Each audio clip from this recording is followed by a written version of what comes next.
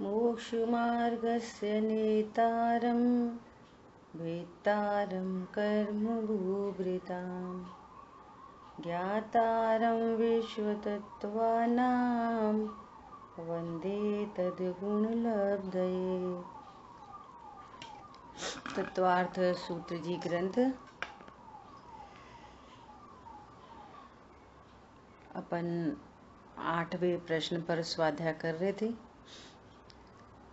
जहाँ बंध के कारणों की बात आई। बंध के कारण क्या क्या है? मिथ्यात्व, अविरति, प्रमाद, कषाय और योग।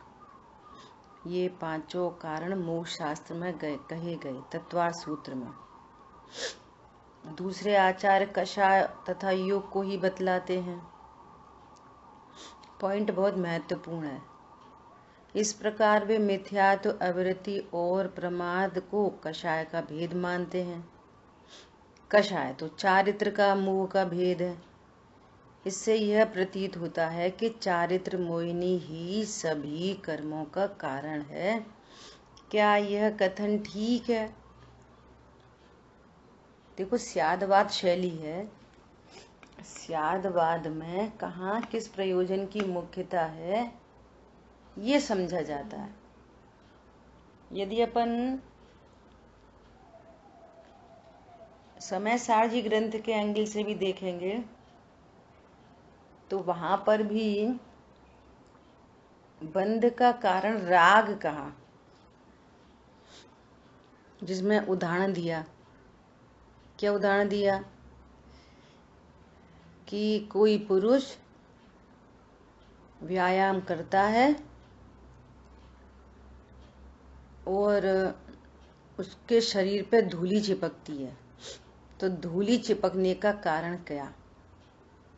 क्योंकि वो हथियार चला रहा है, क्योंकि उसको मन वचन काया की क्रिया हो रही है, क्योंकि वहां पर चेतन अचेतन का घात हो रहा है ना? तो क्या कहा? वो चिकनाई है धूली चिपकने का कारण। अब सिद्धांत में फिर कहा कि बंध का कारण क्या है? कि राग बंध का कारण है। समय सारजी में भी कहा राग बंध का कारण है। तो क्या मिथ्यात्व बंध का कारण नहीं? समय सारजी में भी तो कह रहे हैं राग बंध का कारण है, मिथ्यात्व बंध का कारण नहीं। पॉइंट पकड़ में आ रहा है सभी को? अच्छा, अब सुनना, यहाँ पे वो एंगल नहीं है पर अपन समझो।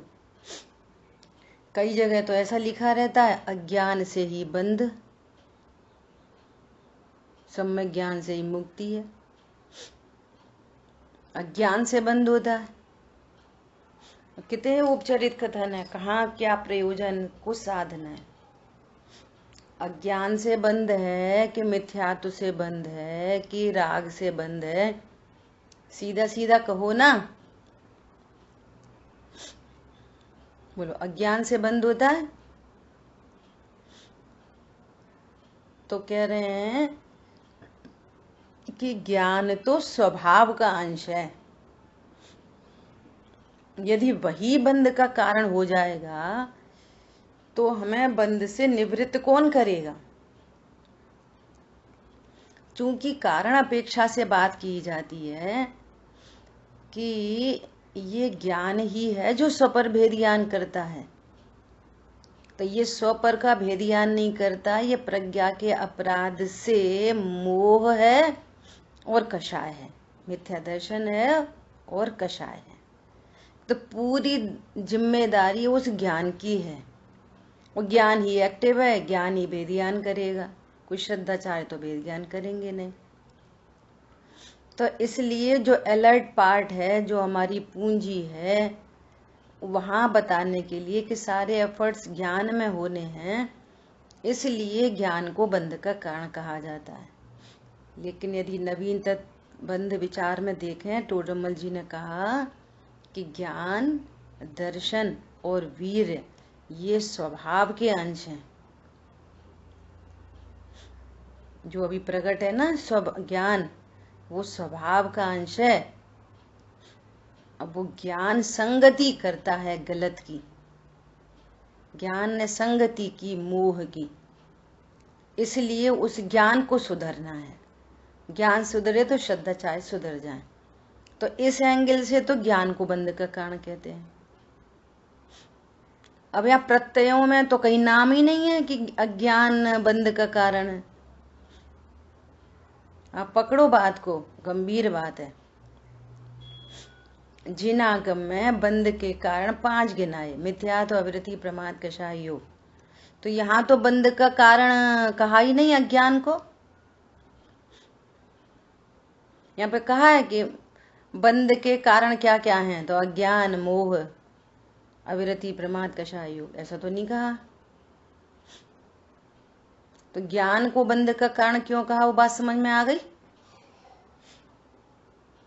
क्योंकि ज्ञान ही स्वरूप नहीं जान रहा, इसलिए श्रद्धा, चारित्र वे ज्ञान के फॉलोअर हैं। और कितना भी मिथ्यात्व हो, कितना भी मिथ्यात्व हो, जो जानने की टेक्नोलॉजी है ना, वो निगोदिया की सिद्धों की एक समान है। निगोदिया का ज्ञान भी स्वपर प्रकाशक है, हमारा तुम्हारा ज्ञान भी स्वपर प्रकाशक है। यदि वो ही मिथ्या हो जाता, वो ही खराब हो जाता, तो कभी पार नहीं पड़ती। इसलिए वो स्वभाव का अंश प्रकट है। बेटा तो हमारा राजा है, परंतु इसने संग कर लिया किन्हीं पागलों का, इसलिए ये उल्टे सीधे काम करने लगा।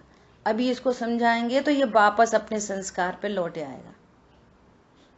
बेटा अपन जैन है, तुम क्या कर रहे? नहीं वो उनकी वजह से ठीक है, अपन को आगे से ऐसा नहीं करना। ओके, समझ आ गई बात। तो ज्ञान तो इतना शुद्ध सुरक्षित है। ज्ञान में मोह की धूल लगी है। ज्ञान तो अब मोह को झलका रहा है, लेकिन उसके झलकाने का नेचर खराब नहीं हुआ है। दर्पण में धूल लग जाए तो हमको हमारा चेहरा नहीं दिखता, लेकिन वो धूल को तो एकदम स्पष्ट झलकाता है। चेहरा क्यों नहीं दिख रहा? कि धूल लगी है, इसलिए। समझ आ गई? तो ज्ञान एकदम क्लियर हो गया। तो ज्ञान तो बंध का कारण नहीं, जब भी कहा गया तो उपचार से कहा गया। तो ज्ञान तो एकदम क्लियर, स्पष्ट, न्यारा सिद्ध हो गया। ये तो पक्का करो पहले तो। समझ आ गई बात? टोडरमल जी कह रहे हैं कि जो ज्ञान प्रकट नहीं है, तो जो है ही नहीं वो बंध का कारण कैसे होगा, जिसको औदिक ज्ञान कहते हैं। जो ज्ञान प्रकट ही नहीं है, औदिक ज्ञान कहते हैं जिसको, वो बंध का कारण कैसे होएगा? और जो प्रकट है वो स्वभाव का अंश है, वो बंध का कारण कैसे होगा? तो दोनों क्लियर, एकदम क्लियर, क्लीन निकल गई बाहर बंध के कारणों में से। अभी किसी को प्रश्न है तो पूछ सकते हैं, वो क्लियर है तो ओके बोलो, फिर अपन आगे बढ़े। ठीक है, आगे बढ़े। जहाँ कहीं भी ज्ञान को बंध का कारण कहा तो समझना उसको उपचार से कहा। और उपचार क्यों लगा कि ज्ञान ने मोह की संगति की, इसलिए लगा। परंतु बाई नेचर ज्ञान एकदम क्लीन, स्वपर प्रकाशक स्वरूप है। जानने की टेक्नोलॉजी में कुछ भी अंतर नहीं पड़ा, कितना भी मोह हो, कितना भी राग हो। समझ आई बात? ऐसा। अभी बोलो क्या कह रहे हैं आप? नहीं, बस यही कह रही थी जी, जो अज्ञान है मतलब उससे ज्ञान दूषित नहीं हुआ है, क्योंकि ज्ञान की जो जानन क्रिया है वो निरंतर बिल्कुल सेम चल रही है, तो वो कभी दूषित नहीं हो सकता। और अज्ञान को उपचरित उससे कहा जाता है, क्योंकि ज्ञान जब गलत संगति करता है बस तो उसको अज्ञान कहा जाता है। ठीक है, देखो जानन स्वभाव है ना, जो जानन वो तो एकदम क्लियर है, उसका तो कोई मैटर नहीं। ये कह रहे हैं जो छायोपशमिक ज्ञान भी है ना, विशेष ज्ञान, ये भी बंध का कारण नहीं है, वो तो है ही नहीं, उसकी तो बात ही नहीं कर रहे, उपयोग लक्षण की तो बात ही नहीं कर रहे। उपयोग लक्षण तो एकदम क्लियर है। ऐसा बात किसकी कर रहे हैं? छायोपशमिक ज्ञान की, जिसको अज्ञान कहा जाता है। ऐसा, ठीक है, वो अज्ञान भी बंध का कारण नहीं। बोलिए जय भैया। जानने से तो बंद नहीं है, पर गलत जानने से तो बंद है। तो गलत जानने से बंध किसका सिद्ध हुआ? वो मोह से, वो राग से गलत जाना ना, तो गलत जानने से मोह उत्पन्न हुआ। कारण से बात करेंगे, गलत जाना तो मोह उत्पन्न हुआ, गलत जाना तो राग उत्पन्न हुआ। तो ये गलत किस एंगल से बोल रहे हैं? वो तो ज्ञान की क्रिया तो अपना काम कर रही है। ज्ञान की क्रिया अपना काम कर रही है ना, तो जानने के काल में ही जो गेज हल्के ज्ञान में, तो इसने ऐसा नहीं जाना कि मैं ज्ञान हूं, मैं शरीर हूं, मेरे पत्नी बच्चे हैं। ये समझ आ गई? वस्तु के स्वरूप को नहीं जाना, मतलब उसने हाँ, जिस वस्तु को जान रहा है उस वस्तु के स्वरूप को नहीं जाना, उसको भी नहीं जाना और अपने को भी नहीं जाना। ये तो मोह की उत्पत्ति, तो फिर राग की उत्पत्ति, तो वे मोह और राग बंध के कारण है। ज्ञान तो अभी भी बंध का कारण नहीं। यही ज्ञान जब देवशास्त्र गुरु की संगति में आए और अपने स्वरूप को समझे, तो कुछ नहीं होगा, कुछ भी नहीं हुआ। अपने को जान लिया, पर को पर जान लिया, दुनिया जैसी थी वैसी चल रही थी, शरीर जैसा था वहीं बना रहा, संयोग जैसे थे वहीं बने रहे, बस अपने को जान लिया गया। अरे मैं तो भ्रम से समझ रहा था मैं देह हूं, संयोग वाला हूं, अरे मैं तो ज्ञान स्वरूप हूं। वो क्लियरिटी हो गई, और जहां क्लियरिटी हुई वहीं मोह मिट गया और राग मिट, अनंत अनुबंधी राग मिट गया। समझ आई बात? ऐसा तो राग तो वो अज्ञान तो बंध का कारण है ही नहीं। जब भी अज्ञान बंध का कारण कहा, वह बहुत चर्चा आ गई ना, परसंग करता है, ज्ञान ही तो परसंग करता है। अभी सुबह समय साढ़े फिर और गाथाएं आएंगी। मोक्षा प्रकाशक जी का दूसरा अधिकार, नवीन बंध विचार, इसको समझना चाहिए, पढ़ना चाहिए। आज सब लोग पढ़ लेना, ठीक है? मैंने ग्रुप पे 2 प्रवचन भेजे हैं जो मैंने बोले थे, एक सुमत जी भाई साहब का और एक पंडित साहब का, है ना? उन दोनों को सुनना। और एक मैंने वो जो पहले बुक भेजी थी उसका वो पेज की फोटो खींच के भेजी है कि किन से किसका बंधा, किससे किसका बंधा। अब वहां पे तो कहीं भी नहीं लिखा अज्ञान से बंध, किन प्रकृतियों का किससे बंध होता है।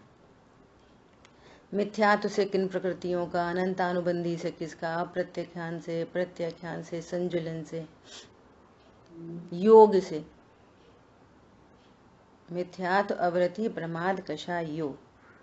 अज्ञान तो कहीं है ही नहीं लिस्ट में, न यहाँ न वहां और न कहीं। लेकिन जहां भी कहा गया वो उपचरित कथन है, ये समझना। ये जिनागम की स्यादवार शैली को समझना पड़ेगा। तो ज्ञान पर उपचार क्यों लगाया आखिर, स्वभाव का अंश होने पर भी?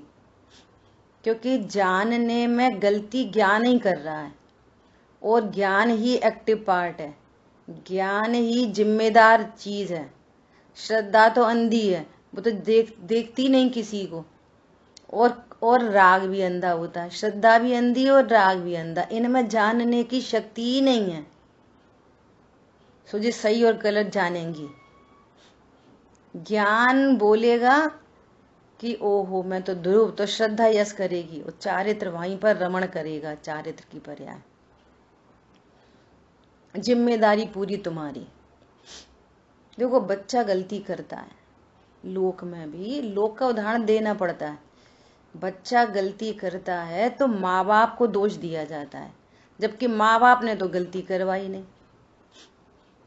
माँ बाप ने बोला था तुम चोरी करना, लेकिन वो चोरी करके आया तो क्या बोलेंगे, भाई तुमने अपने बच्चों को नहीं संभाला, क्या कर रहा है तुम्हारा बच्चा।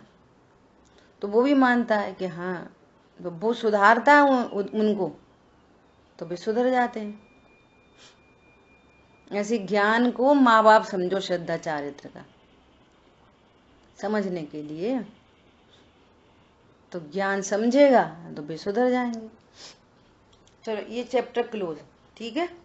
अब आगे, अब यहाँ पर कह रहे हैं कि ऐसा कह रहे हैं कि कषाय से बंद होता है, योग से कर्म आते हैं और कषाय से बंद होता है। योग से प्रकृति और प्रदेश बंद और कषाय से स्थिति अनुभाग बंद। समझ आ गई बात। कषाय से स्थिति अनुभाग बंद, तो फिर कषाय से ही बंद होता है, फिर मिथ्यात्व से भी बंद नहीं होता। ये प्रश्न है यहाँ पे, समझ आ गई बात। कषाय तो चारित्र मोहिनी का भेद है, इससे ये प्रतीत होता है कि चारित्र मोहिनी से ही सभी कर्मों का बंध होता है, मिथ्यात्व से भी बंद नहीं होता। ठीक है, क्या यह कथन ठीक है? उत्तर, मिथ्यात्व, अविरति और प्रमाद कषाय के उपभेद हैं, किंतु इससे यह मानना ठीक नहीं कि कषाय चारित्र मोहिनी का भेद है। मिथ्यात्व महाकषाय है। जब कषाय को सामान्य अर्थों में लेते हैं तो दर्शन मोह, चारित्र मोह दोनों रूप माने जाते हैं। योग से प्रकृति और प्रदेश बंद और कषाय से स्थिति अनुभाग बंद। तो वहां कषाय, जब कॉमन कषाय बोला गया, कॉमन राग से बंद, कॉमन राग बोला गया, तो वहां पर मिथ्यात्व को गर्भित करना चाहिए, ये कह रहे हैं। और जब स्पष्टली कहा जाए कि चारित्र मोहिनी, स्पष्ट चारित्र मोहिनी शब्द आए, तो वहां पे सिर्फ कषाय समझनी चाहिए। समझ आ गई बात।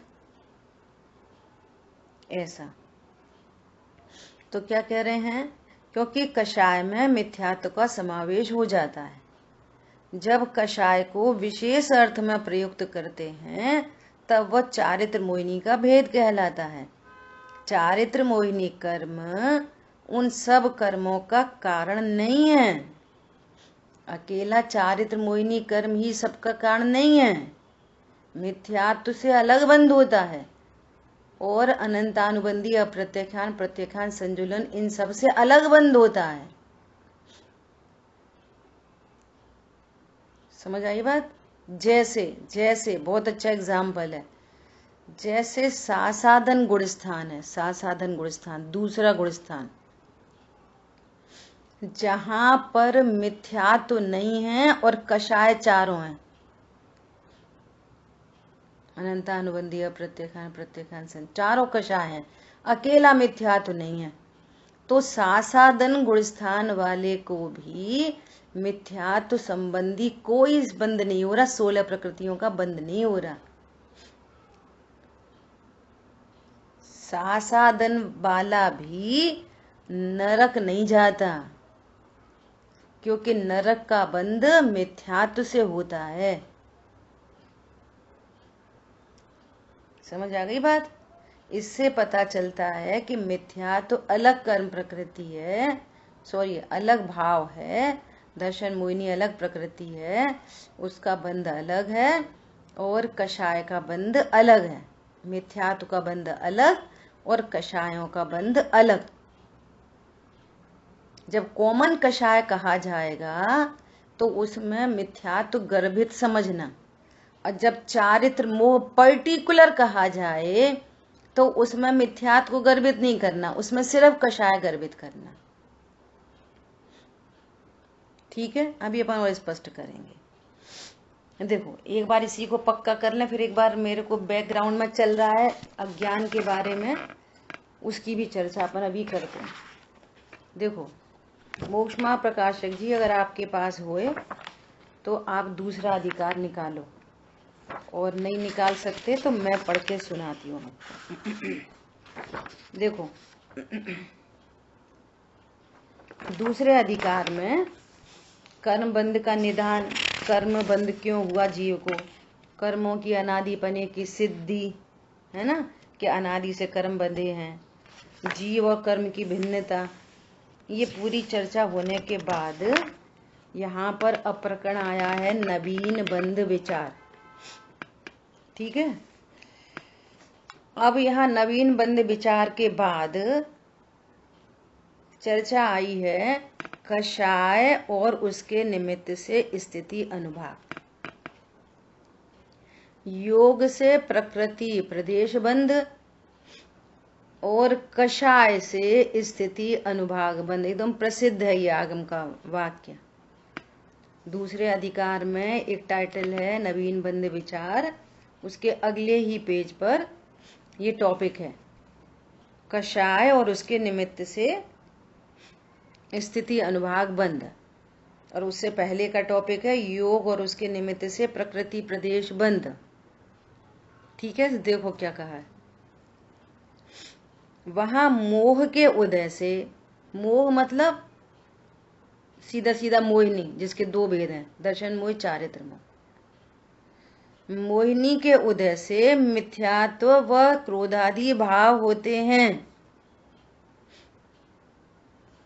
ठीक है, दर्शन मोहिनी चारित्र मोहिनी मिथ्यात्व क्रोध आदि, उन सब का नाम सामान्यतः कषाय है।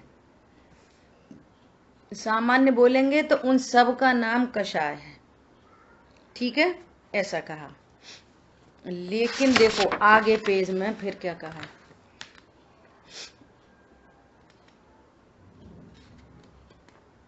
एक मिनट,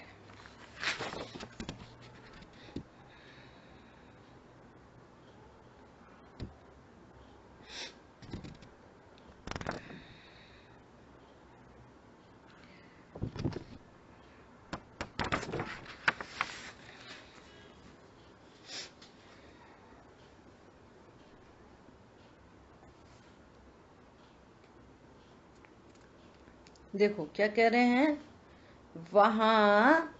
देखो मेरे को मिस हो रहा है कि ये पॉइंट कहाँ आया था, इसी प्रकरण में आया है। वहां मिथ्यात्व तो महाकषाय है, या तो यही है, मोह के उदय से मिथ्यात्व क्रोधादि कषाय भाव होते हैं, उनका नाम सामान्यतः कषाय है। ठीक है, लेकिन जो मिथ्यात्व है वो महाकषाय है। देखो नीचे लिखा है ना, अगले पेज पे लिखा है। ये पूरा प्रकरण करते हुए सबसे लास्ट में इसके कंक्लूजन के रूप में क्या लिखा है, इसलिए मुख्य रूप से कषाय को ही बंध का कारण जानना, जिन्हें बंद नहीं करना हो वे कषाय नहीं करें। ब्रैकेट में लिखा है मिथ्यात्व आदि। मिथ्यात्व को भी कॉमनली कषाय कहा जाता है, लेकिन मिथ्यात्व श्रद्धा गुण की पर्याय है और कषाय चारित्र गुण की पर्याय है। जब मोहिनी कर्म को कॉमन कहेंगे तो दोनों को कषाय कहेंगे। क्यों? वो कषाय हैं और मिथ्यात्व महाकषाय है। कॉमन कषाय बोला जाता है, ये समझना। जब मोहिनी की बात करेंगे कॉमन प्रकृति की, तब सबको कषाय कहेंगे।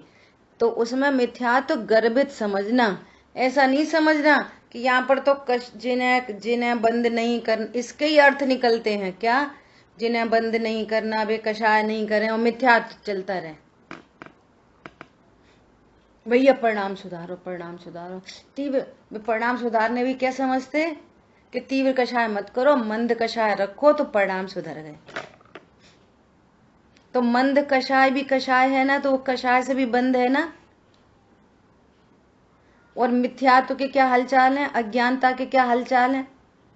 तो मिथ्यात्व को तो बंद का ही कारण नहीं समझ रहे, ये उल्टे ऐसे ऐसे जिनवाणी के ऐसे ऐसे उल्टे उल्टे इतने अर्थ निकल जाते हैं। ये प्रयोग दिखा रहे आपको, समझ आ गई बात।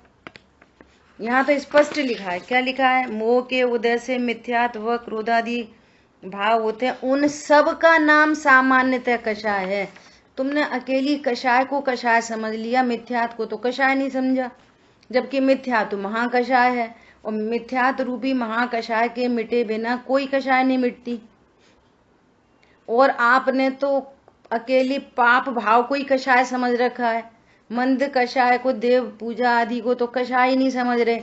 तो यही मोह का बहुत बड़ा लक्षण है, मतलब इतनी गलतियां। ठीक है, क्लियर हो गई बात। इसलिए मुख्य रूप से मिथ्यात्वादी कषाय को ही, तो यदि राग को बंध का कारण कहा, कषाय को बंध का कारण कहा, तो उसमें मिथ्यात्व को गर्भित समझना चाहिए। जब कभी भी कॉमन बात की गई तो न्यारी न्यारी बात की है तो न्यारा न्यारा समझो, कॉमन बात कही है तो कॉमन समझो। ठीक है। किंतु जीव का मोह भाव उन 7 अथवा 8 कर्मों के बंध का निमित्त है, जिसमें मिथ्यात्व से अलग बंध होता है, अलग प्रकृतियों का, और कषाय से अलग प्रकृतियों का बंध होता है। मिथ्यात्व से ज्ञानावर्णी, दर्शनावर्णी, मोहिनी, ज्ञानावर्णी, दर्शनावर्णी और अंतरा, और वे घाती कर्मों में पर्टिकुलर अघाती में उनका बंध नहीं होता।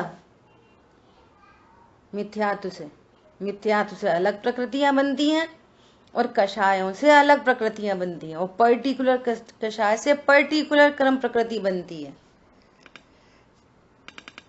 ठीक है।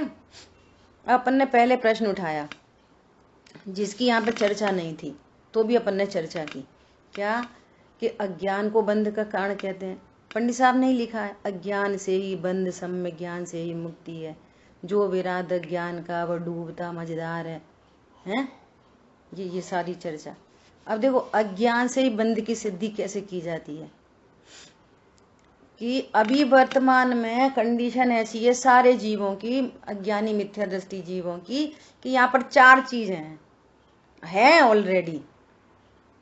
क्या? जीव, अजीव, आश्रम, बंध, 4 चीजें हैं, कंपाउंड है यहाँ पे, 4 चीजें। अब 4 को 4 नहीं जानता अज्ञान, तो फिर नया मोह, हर पर्याय में नया मोह, नया राग, नया कर्म बंध चल ही रहा है। ठीक है। वर्तमान में अगर हम जीव हैं तो फिर हम संसार में क्यों घूम रहे हैं, तो कह रहे हैं ज्ञान के अपराध से, इसने वेद ज्ञान नहीं किया, तो फिर हर नई पर्याय में राग उत्पन्न हो रहा, हर नई पर्याय में मिथ्यात्व उत्पन्न हो रहा, तो हर नई पर्याय में उस संबंधी बंद हो रहा, एवरी न्यू पर्याय। ठीक है। अब समझो कि अभी इस वर्तमान पर्याय में भेद ज्ञान हुआ, प्रणति स्वभाव सन्मुख हुई और मोह विलय को प्राप्त हुआ, अनंतानुबंधी कषाय मिट गई। ठीक है। अब वर्तमान का तो पूरा अपराध मिट गया। अब हर पर्याय में ज्ञान स्वपर प्रकाशक है, स्व को स्व, पर को पर जान रहा है, तो अब नया अपराध तो मिट गया।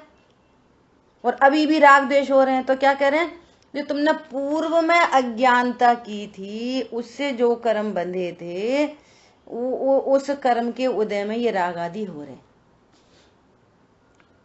समझ आ गई बात।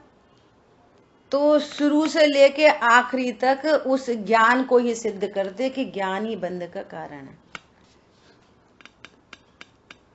समझ आ गई बात, कि भैया अब राग द्वेष क्यों हो रहे, वो पूर्व में अज्ञान, अभी अब वर्तमान का कोई अपराध नहीं, पूर्व में जो अज्ञानता की थी उससे जो कर्म बंधे थे उसका नाटक है।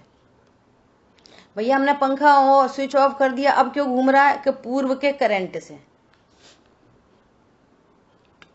पूर्व की अज्ञानता का ये फल है। वर्तमान में कोई अज्ञानता नहीं, ये अज्ञान की तरफ से पूरा निरूपण एंड तक।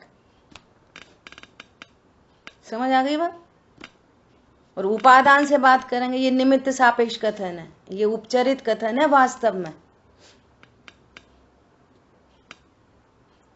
उपादान से बात करेंगे तो कि वर्तमान में स्वरूप जान लिया, मोह मिट गया। उपादान में जीव की पर्याय में मोह मिटा है, तो मोह से होने वाला बंध मिट गया, बंध विक्षुप्ति। अब उसको वो 16 प्रकृतियों का बंध नहीं होएगा।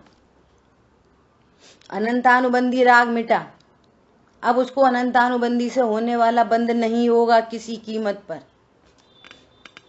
अब उपादान में ही जो, उपादान की ओर से जीव की पर्याय में ही जो कषाय शेष है उपादान में, उससे बंध, उस राग से बंध।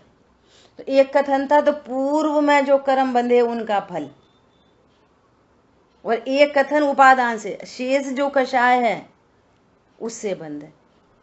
तो एक कथन है उपादान का, और एक जो अज्ञान से लेके बात की जा रही है वो कथन है निमित्त का। तो निमित्त का कथन दूर का कथन, और उपादान का कथन पास का कथन। उपादान का कथन निश्चय का कथन, और दूर का कथन वो उपचरित कथन। किसको कितनी बात समझ में आ रही है आई डोंट नो। क्लियर है बात? मतलब शुरू से आखिरी तक हम अपने निरूपण में अज्ञानता को रख के बात कर सकते। भैया अब राग क्यों हो रहा, अब कर्म क्यों बंध रहे, तो ऐसा बोल सकते अब अभी तो हम अपने को ज्ञाता अनुभव करते, हमारी अभी की तो कोई गलती नहीं, ये पूर्व के कर्म हैं, उनके नाटक में ये सब चल रहा है। अपन जिनवाणी में निरूपण स्वयं पढ़ते ये, ठीक है। पूर्व का करंट है, वर्तमान का, वर्तमान में तो स्विच ऑफ है, ये पूर्व का करंट है। एक एंगल तो ये हो गया। तो ये कौन सा एंगल है? ये निमित्त का एंगल है, क्योंकि ज्ञान बंध का कारण होता ही नहीं है, ये उपचरित एंगल है। क्यों क्यों उपचरित? क्यों? हमें वो बात भी सही लग रही है। उपचरित क्यों? क्योंकि भगवान ने प्रत्ययों में, बंध के कारणों में ज्ञान को कहीं नहीं रखा। अध्यात्म शास्त्र में भी बंध के कारण राग को कहा, और आगम शास्त्र में भी बंध के कारण को मिथ्यात्ववृत्ति प्रमाद कषाय योग को कहा। और हम स्वरूप अपनी युक्ति न्याय भी लगाएंगे तो उससे समझ में आ रहा है ज्ञान तो सचमुच में एकदम क्रिस्टल क्लियर, सहज, स्वच्छ ज्ञान है। जो कुछ झलकता ज्ञान में वह ज्ञेय नहीं, बस ज्ञान है। ज्ञान की टेक्नोलॉजी थोड़ी खराब हुई है कि ज्ञान में स्वप्रकाशन मिट चुका है, अकेला पर प्रकाशन ही हो रहा है, ज्ञान ही खराब है। तुम जान नहीं रहे, स्वपर प्रकाशन एक साथ हो रहा है। ठीक है, अपन ने अनेक अपेक्षाओं से चर्चा कर ली, ये अपने को स्पष्ट होना चाहिए। वक्ताओं के द्वारा आपको दोनों निरूपण मिलेंगे, दोनों निरूपण में टेंशन की बात नहीं है। हमको स्यादवाद शैली का इस्तेमाल करना आना चाहिए। क्या बोला? और दोनों निरूपण से हमको, दोनों निरूपण से कहीं कर्तृत्व नहीं आए, टेंशन नहीं आए, तो समझना हम सही निरूपण समझ रहे। क्या बोला? निर्भर होना चाहिए ज्ञान, कि कोई भी निरूपण आए स्यादवाद से उसको घटित करके निर्भर होना चाहिए, न प्रमाद का पोषण होना चाहिए और न कर्तृत्व का पोषण होना चाहिए। Then you are on the right track. ये दोनों लिख लेना, न प्रमाद का पोषण न कर्तृत्व का पोषण। पुरुषार्थ के नाम पर कर्तृत्व नहीं, सहजता के नाम पर प्रमाद नहीं। ठीक है, आगे बढ़े। जी हाँ जी। जैसे बोल रहे हैं कि ये जो अभी इस वक्त में जो कुछ अपन मतलब भोग रहे हैं या कुछ भी है, तो वो सब पूर्वकृत कर्मों का उदय है। और अब इस भोग में अपन जो कर रहे हैं उसका फल मतलब नेक्स्ट भोग में मिलेगा। नहीं, ऐसा नहीं। देखो, पूर्व और वर्तमान की भी परिभाषा समझो। अभी ये जो वर्तमान पर्याय है ना, अभी हम स्वरूप समझ रहे, ये है वर्तमान, और इससे जस्ट बिफोर की पर्याय है पूर्व। इतना इतना नजदीकी पूर्व है। अभी अभी थोड़ी देर पहले अपन ने चर्चा की कि अभी हमने स्वरूप जाना, तो ये हो गया वर्तमान। तो इस वर्तमान का हम फल भोगेंगे। इस वर्तमान में हम स्वरूप समझ के निश्चिंत हो रहे, तो अभी के अभी निश्चिंत होंगे, और अभी की निश्चिंता से पूर्व कर्मों की निर्जरा होगी और नया कर्म बंधेगा नहीं। और विकल्पात्मक ज्ञान है तो नया पुण्य बंधेगा, तो उस पुण्य को भोगेंगे, उस निश्चिंता को भोगेंगे, उस वीतरागता को भोगेंगे। तो हर पर्याय के बाद अगली पर्याय हो गई, अगली, अब ये वर्तमान पर्याय भूत हो गई, और अगली पर्याय फिर वो वर्तमान हो गई। इतना नजदीकी वर्तमान है भूत वर्तमान। हर पर्याय की पूर्व की पर्याय है वो भूतकाल है। तो अब इसका कर्तृत्व मिटाने के लिए हमें ऐसा क्यों संयोग बन गया, हमें ऐसा क्यों संयोग बन गया, तो बहुत पुरानी पर्यायों की चर्चा करते हुए बोलेंगे कि सीता जी ने आरिका मुनिराज पर शंका की थी, क्योंकि बहुत पूर्व के जिस जिस स्थिति अनुभाग के कर्म बांधे हैं वे उदय में आते हैं। 1 भव पूर्व का आ रहा है, 10 भव पूर्व का आ रहा है, 1 मिनट पहले का कर्म उसी निषेक में मिलके आ रहा है, कि 1 सेकंड पहले का कर्म उसी निषेक में मिलके आ रहा है। और अभी हमारा जो भाव अभी हुआ ना, जस्ट अभी इस वर्तमान पर्याय में जो भाव हुआ, इसका फल अगली पर्याय में इमीडिएट मिल जाएगा, 1 भव बाद मिलेगा, 10 साल बाद मिलेगा, कि 10 भव के बाद मिलेगा, कि मिलेगा ही नहीं, क्योंकि कर्म की निर्जरा हो जाएगी तो काय को मिलेगा, मिलेगा ही नहीं। समझ में आई बात? ऐसा, ये तो बहुत स्थूल कथन होते हैं। और सुनो, पुरुषार्थ सिद्धि उपाय में क्या लिखा है कि तुमको अकेला भाव हुआ, क्या ऐसा भाव हुआ, अरे मेरा ऐसा मन है मैं तो मंदिर बनवाऊं, ऐसा भाव हुआ, और मंदिर कुछ नहीं बनवाया, और फल मिल गया अगली पर्याय में, नेक्स्ट में, कहाँ घटना नहीं घटी और फल मिल गया, अगली पर्याय में मिल गया।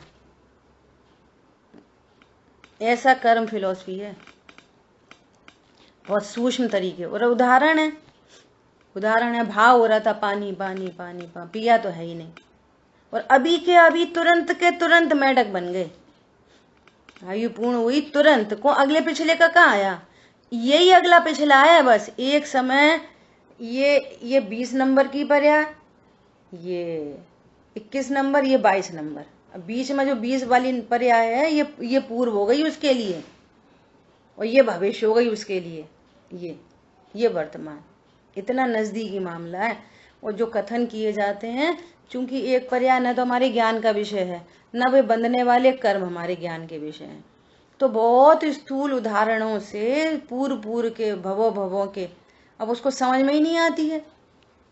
हमने उसको अपना ये मनुष्य जीवन दिखाई दे रहा है। समझो लड़की शादी करके घर में आई और 10 साल से सबकी सेवा कर रही, तो उसको ये दिखाई देता है वर्तमान, 10 साल का वर्तमान। 10 साल का वर्तमान नहीं होता, चलो 10 साल का वर्तमान भी रखो एक एंगल से, स्यादवाद शैली में 10 साल का वर्तमान। तो वो ये विचार करती है कि मैं तो जब से इस घर में आई हूं मैंने सबके लिए अच्छा ही अच्छा, भगवान जानता है कि मैंने कभी सपने में भी किसी के बारे में बुरा सोचा हो, लेकिन बेटा तेरा भव ये 10 साल का ही तेरा भव नहीं है। तूने इससे पूर्व भव में कौन से कर्म बांधे होंगे, जब यही वाले संयोग किसी अन्य तरीके से मिले होंगे, तब उनके साथ कैसा बिहेव हुआ होगा। ये तो हमारे ज्ञान का विषय नहीं है। तो हमें बस यही 10 साल का वर्तमान दिखाई देता, भूतकाल भी ये 10 साल का ही दिखाई देता। कभी उस 10 साल को हम वर्तमान समझते और कभी भूतकाल इसी 10 साल को समझ रहे, बस जब हमें जैसी जरूरत पड़े तब। आ रही बात समझ में? तो पूर्व में कितने कर्म बंधे थे, उनके उदय आए, तो मैं वर्तमान में कोई दोष नहीं है, लेकिन जरूर इसका नाम है देवशास्त्र गुरु का श्रद्धान। जरूर ये किसी पूर्व के अपराध का फल है, अन्यथा मेरे कर्म के उदय के बिना कोई मेरा कुछ उफ नहीं कर सकता। जरूर जरूर जरूर जरूर जरूर, ये है कर्म सिद्धांत का उसका श्रद्धान होना। ये इसका नाम है देवशास्त्र गुरु का श्रद्धान होना। इसलिए प्रथमान योग के इतने सारे उदाहरणों से अपने श्रद्धान को मजबूत किया जाता है, न कि राग द्वेष किए जाते। वो राग द्वेष करने लग जाता है। रावण खराब था, सीता जी अच्छी थी, राम ने भी आखिर गलती तो करी थी, मर्यादा पुरुषोत्तम ऐसा। तो उसको ये बताया जाता है कि तुम्हारा अदृश्य शक्ति है, तुम्हें दिख नहीं रही। तो अभी वर्तमान में जो कुछ है वो पूर्व का फल है, अच्छा बुरा जो कुछ भी, अच्छी गाड़ी, अच्छा बंगला, अच्छा पति, अच्छे बच्चे, अच्छा स्वास्थ्य। तो पूर्व मतलब एक समय पहला ही पूर्व है। और उस एक समय जैसे पूर्व में और पीछे पीछे भवांतर में चले जाओ, वहां पे कोई अपराध किया था, और वर्तमान में बहुत दया दान आदि के परिणाम है, तो वे कर्म अपकर्षित हो जाते, संक्रमित हो जाते। कोई ऐसे कैसे थोड़ी पड़े रहते, उनमें भी तो उत्पाद वे है। देखो राजा श्रेणिक ने बिफोर की पर्याय में देवशास्त्र गुरु की विराधना की, तो कितने दिन भव पहले, इसी भव की तो बात है। कितना पूर्व, 1 दिन पूर्व, 2 दिन, 3 दिन पूर्व। और स्वरूप समझा, वे कर्म संक्रमित हो गए,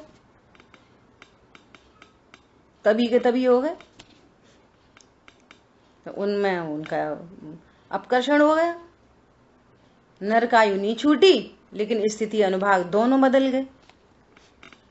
ऐसा ये कार्यक्रम चलता ही रहता है कर्मों में। लेकिन कर्मों में जो कार्यक्रम चलता है, जो परिणामों में तीव्रता मंदता होती है, उससे हमको कोई लाभ हानि नहीं है, कोई भी न लाभ है न हानि है। बात तो ये है मूल में। किससे लाभ है? Untouch, effectless, fully safe. कर्मों में जो हो, मेरे में कुछ नहीं होता। पंडित साहब का जो प्रवचन भेजा है ना, उसमें आपको ये एंगल मिलेगा आपको। वर्तमान में मैंने उस पॉइंट को लिखा है, वर्तमान में कोई भी घटना घटे तो, कैसी भी घटना घटे तो, दूसरे के साथ, अपने साथ, किसी के साथ, आप उस एक घटना को, मैं आपको होमवर्क देती हूँ, एक घटना को 4 अनुयोग से देखो और 5 समवाय से देखो, एकदम राइट सॉल्यूशन निकल के आ जाएगा। किसी भी घटना हम एक ही अनुयोग से देखते या एक ही समवाय से देखते तो टेंशन क्रिएट होती, या राग होता, या द्वेष होता, या आश्चर्य होता, या खेद होता, या शोक होता, मतलब कषाय ही उत्पन्न होती है। अगर आप किसी भी एक अनुयोग या एक समवाय से देखोगे तो एक ही घटना को 5 समवाय से देखो और उसी घटना को 4 अनुयोग से देखो, एकदम क्लीन लाइन मिलेगी आपको। वहां किसी खेद का, आश्चर्य का, शोक का, हास्य का कुछ मौका ही नहीं मिलेगा, क्योंकि वस्तु व्यवस्था में कषाय की उत्पत्ति को स्थान नहीं है। जितनी भी कषाय है वो वस्तु व्यवस्था को नहीं जानने के कारण है, देवशास्त्र गुरु के ऊपर श्रद्धा नहीं होने के कारण है। श्रद्धा नहीं है देवशास्त्र गुरु के ऊपर, ये समझ लो। अब ये समझ में आ रही है कि देवशास्त्र गुरु का श्रद्धान मतलब क्या होता है, स्वाध्याय का मतलब क्या होता है, द्रव्य गुण पर्याय मतलब क्या चीज है, द्रव्य दृष्टि मतलब क्या है।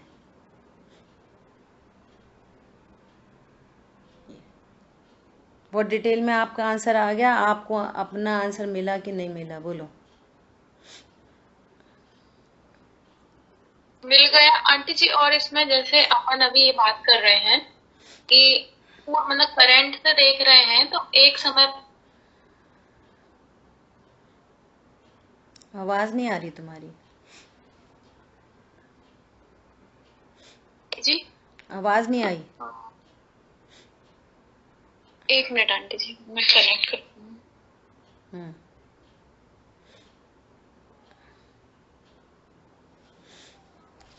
चलो, अगर नहीं आवाज आ रही ना तो आप मेरे को व्हाट्सएप मैसेज भेजना, ऑडियो भेजना हो रहा है ना। चलो, तो यहाँ पे क्या बोल रहे हैं, चारित्र मोहिनी कर्म उन सब कर्मों का कारण नहीं है, किंतु जीव का मोह उन 7 अथवा 8 कर्म के बंध का निमित्त है। मोह भाव, मोह भाव मतलब जिसमें दोनों मिथ्यात्व और कषाय दोनों। अब 7 और 8 क्यों लिखे हैं कि आयु कर्म का बंध कभी कभी होता है, और इसलिए कहा 7 कर्मों का, और जब आयु कर्म का बंध होगा तब कहेंगे 8 कर्मों का। जिस समय आयु कर्म का बंध होगा तो कहेंगे 7 8 कर्मों का। ठीक है, इतनी चर्चा अपनी हुई है। देखो यहाँ पे थोड़ी सी और चर्चा करनी है। देखो क्या चर्चा करनी है, एक ये भी बहुत बहुत इंटरेस्टिंग सब्जेक्ट है कि आयु कर्म का बंध तो होता है पूरे जीवन काल में एक बार, जिसकी गणना है वो त्रिभाग त्रिभाग त्रिभाग त्रिभाग, और नहीं तो आयु के अंतिम समयों में पुछंतर मूर्त पहले। ठीक है, अब जो जीवन भर जो परिणाम हो रहे हैं, कहते हैं मायाचारी से त्रियंच गति, बहुआनम परिग्रह से नरक गति, तो फिर इन परिणामों का क्या होगा, आयु तो एक ही बार बंधेगी। तो सुनो, गति जीवन भर बनती रहती है, गति तो जीवन भर बनती है, आयु एक बार बनती है। क्या बोला, गति तो बनती रहती है लेकिन आयु एक बार बनती है। अब दूसरी बात, यदि आयु पहले बन चुकी हो, पहले ही त्रिभाग में आयु बन गई, दूसरे त्रिभाग में आयु बंद हो गया, तो अब आगे वाले परिणाम उस बंद के अनुसार होंगे। जो बंध चुकी, जैसे नरक गति बन चुकी, तब उसके परिणाम वैसे ही होंगे। त्रियंच गति बन चुकी तो उसके परिणाम आगे वाले वैसे ही होंगे। देखो, रत्नत्र लिख सकता है लेकिन परिणाम नहीं बदल सकते। ये देखो मजे की बात, किसी ने नरक आयु पहले बांध ली, तो नरक आयु बंधने के बाद भी रत्नत्रय हो सकते हैं, त्रियंच आयु बांधने के बाद भी रत्नत्रय प्रकट हो सकते हैं। देवगति पहले बांध ली तो रत्नत्रय हो सकता है, मनुष्य पहले बांध ली तो रत्न, कोई भी आयु पहले बांध ली रत्नत्रय तो हो सकते हैं, लेकिन उस आयु संबंधी जो भाव है ना, वे नहीं बदल सकते। देखो कैसी बात है, परिणाम उसके लगभग उसी जाति के रहेंगे बंद होने के बाद। और गति, आयु बंद हुआ हो चाहे मत हुआ हो, गति तो हर समय बनती है। अच्छा, अब समझो कि किसी जीव को देव आयु बंध गई, तो अब वो देवगति में जाएगा, देव आयु बंधने के बाद देवगति में जाएगा। यहां से आयु पूर्ण हुई और देवगति में पहुंच गया। अब देवगति में वो जो पहले बंधी थी मनुष्य गति, त्रियंच गति, नरक गति, ये जो कर्म बंधे थे ना वे उदय में आएंगे। तो देवगति में वो कैसे उदय में आएंगे कि वे सारे कर्म देव आयु से ही खिरते जाएंगे। इसको बोलते हैं स्त्रीबुक संक्रमण। वे वैसे संक्रमित होंगे कैसे, जैसा उदय चल रहा है। वो त्रियंच गति जो बंधी थी ना वो देव गति के अकॉर्डिंगली उदय में आएगी, वो खिरती जाएगी, खिरते जाएंगे वे, उसी गति संबंधी खिरते चले जाएंगे ऐसा। तो जी वहां पर उसके परिणाम वैसे वैसे होते जाएंगे। हाँ, तो उसके लिए कल्पना दीदी ने ऐसा उदाहरण दिया कि है ना, जैसे कोई यहाँ पे देखते हैं मनुष्य गति में ऐसा देखेंगे तो वो बहुत उसके परिणाम कैसे हैं, एकदम दया दान के। तो अपन ऐसा बोलते हैं भैया वो क्या आदमी है, देवता है, एकदम देवता, ऐसा नहीं बोलते।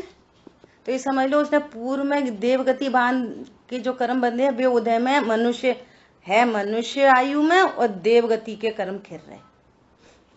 ऐसा कोई वो है तो मनुष्य, ठीक है, हर समय इतना टेंशन में इसमें रहता है कि तुम नारकी हो क्या, ऐसे नहीं बोलते। सम वॉट डिफरेंट बिटवीन वो मनुष्य और नर, वो उसकी प्रचुरता दिखेगी आपको, और उदय में आके खिरेगा मनुष्य में। ऐसे ही कोई खड़े खड़े खा रहा है, क्यों तुम बैठ के नहीं खा सकते, पशु हो क्या।